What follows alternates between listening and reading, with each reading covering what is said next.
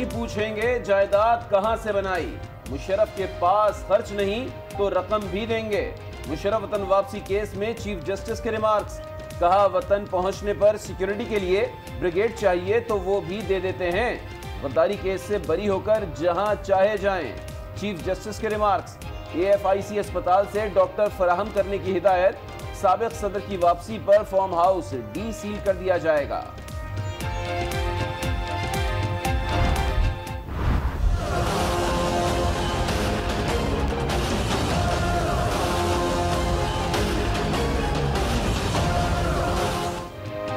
नन्ही अमल को इंसाफ देने का अमल शुरू। सुप्रीम कोर्ट ने 2 रुकनी तहकीकाती कमेटी बना दी। पुलिस झूठ बोलती रही, लगता है पूरा ब्रश मारा गया।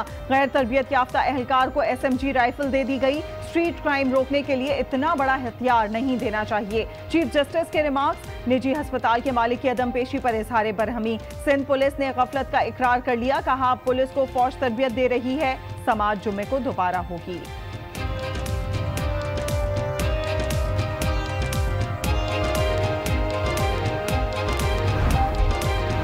हमारी बेटी ने तो वापस आना नहीं है। हमारे लिए तो हमारी ज़िंदगी का एक बहुत बड़ी चीज़ है जो ख़त्म हो चुकी है। हम अब खड़े हैं कि इस चीज़ को एड्रेस किया जाए। जो मसले हैं, जो लूप होल्स हैं, उनको देखा जाए।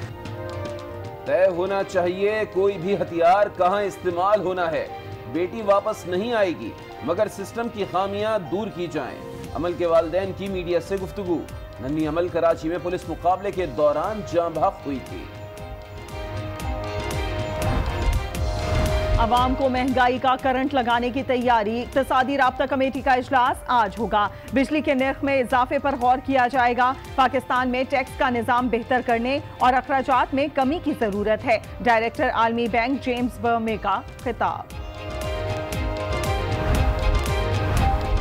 आसिफ अली जरदारी ने ज़िमनी बजट को मिनी ड्रामा करार दे दिया। हालिया पाक भारत ताल्लुकात खराब हो गए हैं, क्या कहेंगे? सहाफी का सवाल।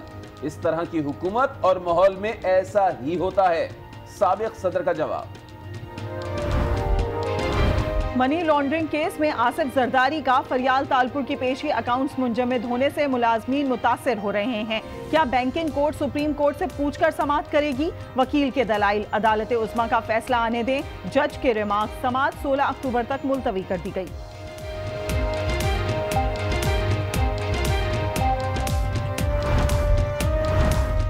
भारत के 2 डैमों पर एतराज है। वजीर खारजा ने आलमी बैंक के सदर को बता दिया।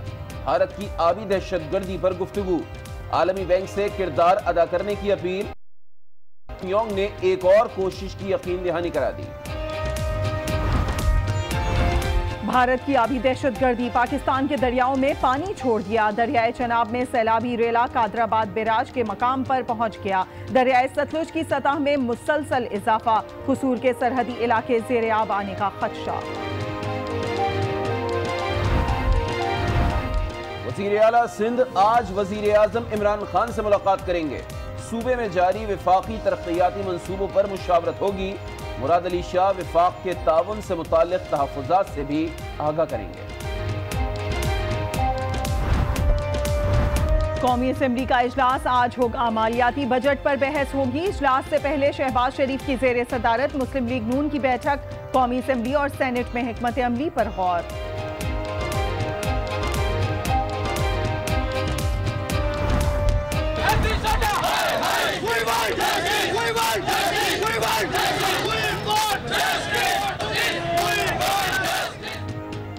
डिग्रियां नहीं मिली। लाहौर में निजी यूनिवर्सिटी के तलबा का एहतजाज।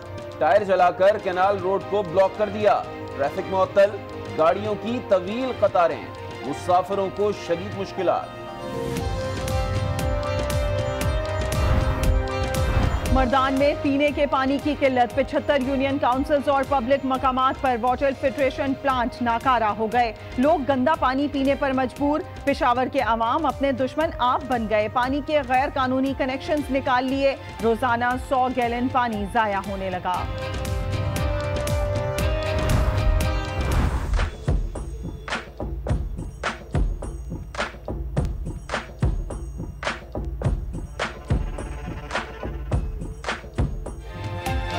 हेलमेट पहने वरना चालान की टोपी पहननी पड़ेगी।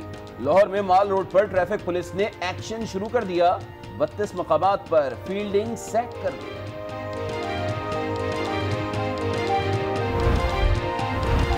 बल्दिया उस्मा कराची के अस्पताल ऑटिज्म का शिकार। अस्पतालों में स्टाफ की किल्लत। डीएमएस से खाकरोब तक 1250 आसामियां खाली हैं। मेयर कराची और तमाम अफसरान को खत लिखे, सुनवाई नहीं हुई।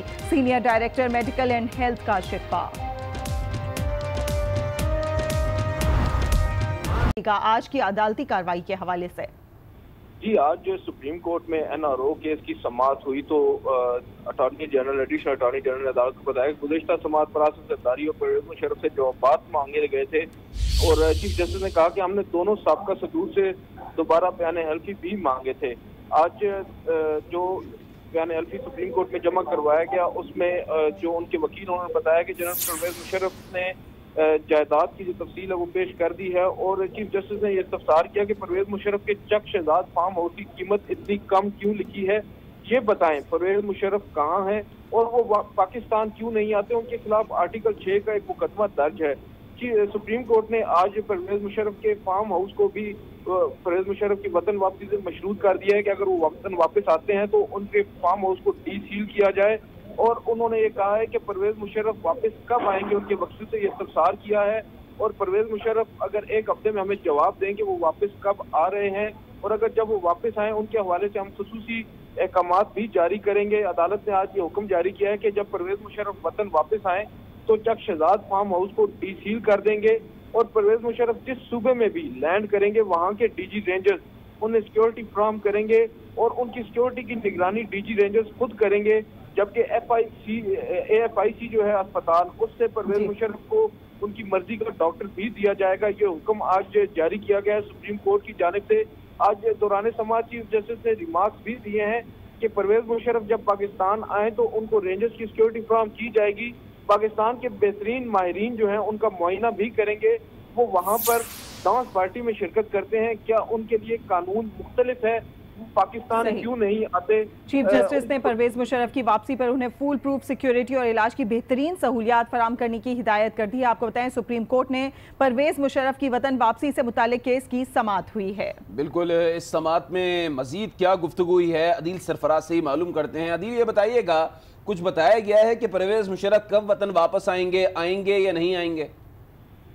जी, आज जब केस की समाअत चल रही थी तो उनके वकील अख्तर शाह एडवोकेट जो रोस्टम पर मौजूद थे, उन्होंने अदालत से कहा कि उनके मोक्कल पाकिस्तान आना चाहते हैं और पाकिस्तान की अदालतों का वो पूरा एहतराम करते हैं और वो उन्होंने किसी भी तरह का कोई बहाना नहीं बनाया। तमाम उनकी जो बीमारी है वो एक अहम हर्डल है जो उनको यहाँ आने नहीं दे रही। अगर उनके डॉक्टर्स उनको इजाजत देते हैं तो वो वतन वापस आएंगे और उन्होंने अदालत से इस्तदा की है कि जब वो वतन वापस आए तो उनको अदालती समाअत के बाद वापस दुबई जाने दिया जाए, जिस पर जस्टिस इजाजुल हसन ने इस्तफसार किया कि क्या वो पाकिस्तान में नहीं रहना चाहते, क्या वो दुबई में रहना। जस्टिस ने कहा कि बेशक वो पाकिस्तान में आए, अपने मुकदमे की जो समाअत है उसका सामना करें। जो मुकदमा आर्टिकल 6 का खसूसी अदालत में चल रहा है उसमें जब वो बरी हो जाएंगे, फैसला हो जाएगा और वो बरी हो जाते हैं तो बेशक मुल्क के दुनिया के किसी भी कोने में किसी भी मुल्क में जाकर रह सकते हैं।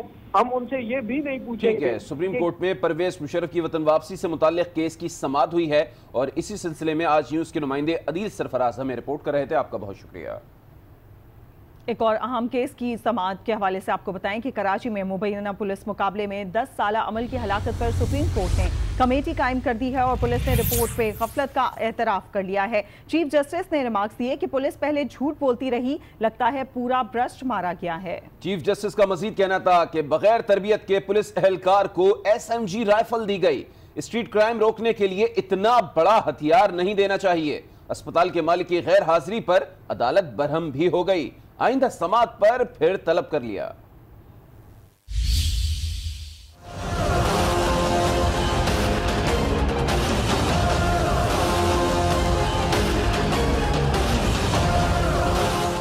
मालूम नहीं फायरिंग करने वाला पुलिस एहलकार तरबियत याफ्ता था भी कि नहीं। ऐसे वाकयात के सद्देबाब के लिए उसूल वज़ा करने पड़ेंगे। पुलिस पहले झूठ बोलती रही, स्ट्रीट क्राइम रोकने के लिए इतना बड़ा हथियार नहीं चीफ जस्टिस साकिब निसार ने ये रिमार्क्स दिए कराची में मुबैना पुलिस मुकाबले में फायरिंग की जद में आकर जहां बाहक होने वाली नन्ही अमल की हलाकत पर। अज खुद नोटिस में चीफ जस्टिस ने कहा ये इंतहाई अफसोसनाक और सबके लिए चौंका देने वाला वाक़या है जिसकी तहकीकात कराएंगे। अमल के वालिदैन ने अदालत को वाक़े की तफसीलात से आगाह किया, जबकि सिंध पुलिस ने वाक़े पर अदालत में पेश करदा रिपोर्ट में गफलत का एतराफ कर लिया। रिपोर्ट में बताया गया है कि गोली सबसे पहले मुलजिम को लगी। पहले तरबियत का फुकदान था, लेकिन अब पुलिस को फौज तरबियत दे रही है। सुप्रीम कोर्ट ने पुलिस ट्रेनिंग और कवायद में जरूरी तरमीम, प्राइवेट अस्पतालों में जख्मियों के इलाज और वाक़े के जिम्मेदारान के तयन के लिए कमेटी कायम करते हुए आइंदा समात पर निजी अस्पताल के मालिक को तलब कर लिया। समात जुम्मे तक मुलतवी कर दी गई।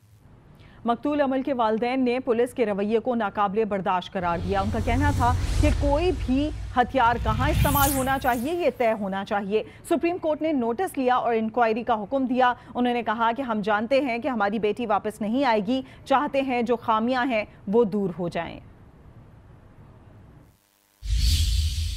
हमारे जो साथ हुआ है तो हमारी बेटी ने तो वापस आना नहीं है। हमारे लिए तो हमारी ज़िंदगी का एक बहुत बड़ी चीज़ है जो ख़त्म हो चुकी है। रूल्स ऑफ एंगेजमेंट पे काम होना चाहिए कि ऐसी सिचुएशन में किस तरह से एंगेज करना है। वेपन कोई भी हो, लेकिन उस वक्त एक्ट किस तरह से करना है उस पे काम होना चाहिए। एक कमेटी तश्कील करी है जिसके कमेटी का ऑर्डर दिया है कि एक कमेटी बने जिसके अंदर एडवोकेट जनरल और फैसल सिद्दीकी और उमैमा रफ़ीक मिलकर सजेस्ट करेंगे कि इसमें किसको एडवाइज़र्स लेना चाहिए, ताकि ये तीनों डिपार्टमेंट्स यानी कि पुलिस भी, हेल्थ भी और एम्बुलेंस के हवाले से लॉज बने जाएं और उनको इम्प्लीमेंट किया जाए, ताकि और इंक्वायरी भी बैठे